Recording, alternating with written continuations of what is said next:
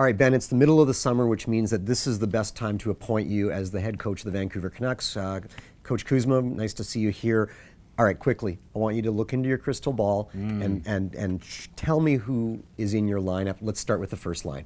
Well, it's quite obvious. You got the Sedins, and I think you keep Burrows there. There's a chemistry, there's a history.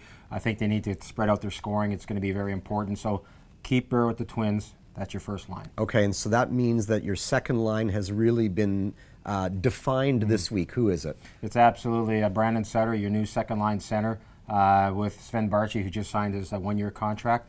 And I think that's where you need to put Verbata. You need a complementary piece on that line. You also need to spread out the scoring. I mean, Verbata had a lot of power play success early last year with the Twins, but he's a finisher at 5-on-5. I think if you put him on that line, you spread out some scoring, because the knock on the Canucks, one-line hockey club, can happen.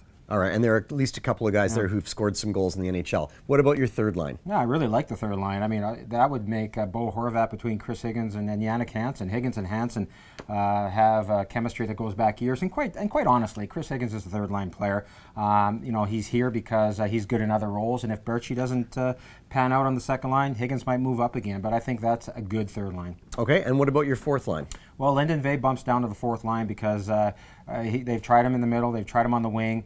This is a really important summer for Vey to really get physically ready to play at this level. He'll have a couple of big bookends. He's going to have Prust and Dorsett riding shotgun with him. So your fourth line, a lot of money tied up in that line, but Lyndon Vey doesn't have to worry about being run out of any rinks. Is your 13th forward possibly Jake Virtanen then? I think I think there's a possibility here that the Canucks might carry 14 forwards now if they have 7D. And Jake Virtanen and let's not forget Ronald Kennens.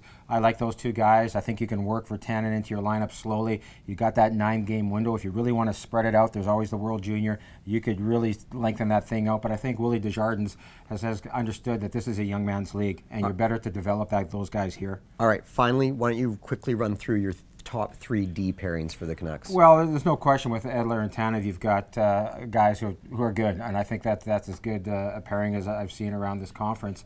Then you've got Dan Hamhuis. Who does he work better with? I mean, Yannick Weber actually played really well with him, and you've got Spiza, but I think Weber's better in that respect, which knocks Spiza down to your third pairing, which is quite a bit to pay for a guy who just had a contract extension, but he played there with Bieksa last year. Then you get into the Bartkowskis and the Corrados. I think that third pairing will be revolving. That's why they're carrying 7D, but I don't think they're done yet. I look for them to maybe add a depth guy. All right, Coach Kuzma, thanks for joining me. Thanks, Willie.